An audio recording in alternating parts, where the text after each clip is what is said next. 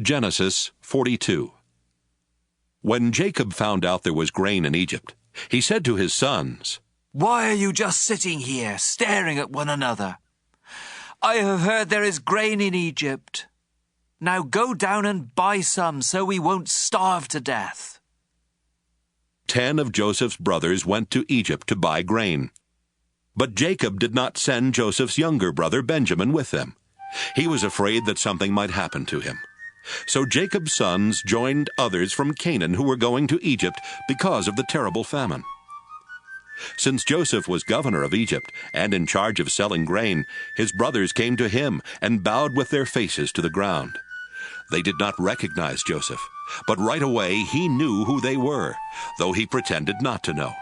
Instead, he spoke harshly and asked, "Where do you come from?" "From the land of Canaan," they answered. "We've come here to buy grain."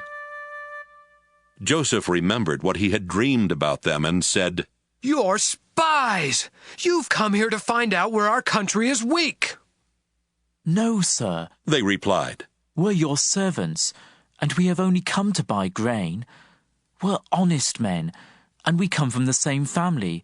We're not spies." "That isn't so," Joseph insisted. "You've come here to find out where our country is weak."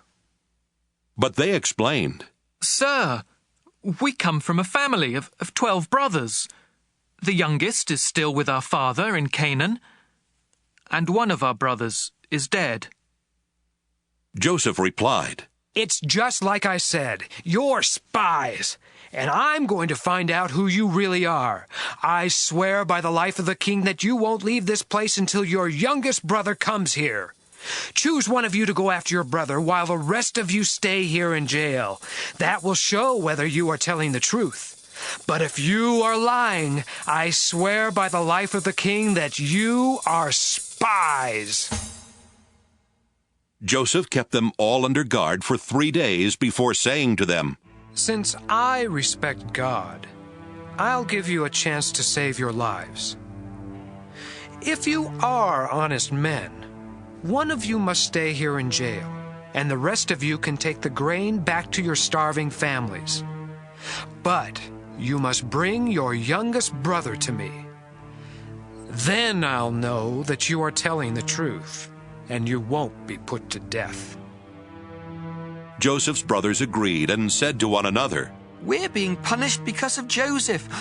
We saw the trouble he was in, but we refused to help him when he begged us. That's why these terrible things are happening." Reuben spoke up. "Didn't I tell you not to harm the boy? But you wouldn't listen. And now we have to pay the price for killing him." They did not know that Joseph could understand them, since he was speaking through an interpreter. Joseph turned away from them and cried, but soon he turned back and spoke to them again. Then he had Simeon tied up and taken away while they watched. Joseph gave orders for his brothers' grain sacks to be filled with grain, and for their money to be put in their sacks. He also gave orders for them to be given food for their journey home. After this was done, they each loaded the grain on their donkeys and left. When they stopped for the night, one of them opened his sack to get some grain for his donkey, and right away he saw his money bag. "Here's my money," he told his brothers. "right here in my sack."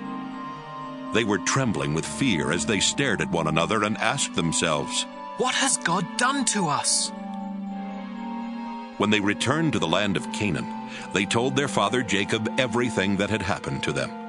"The governor of Egypt was rude and treated us like spies.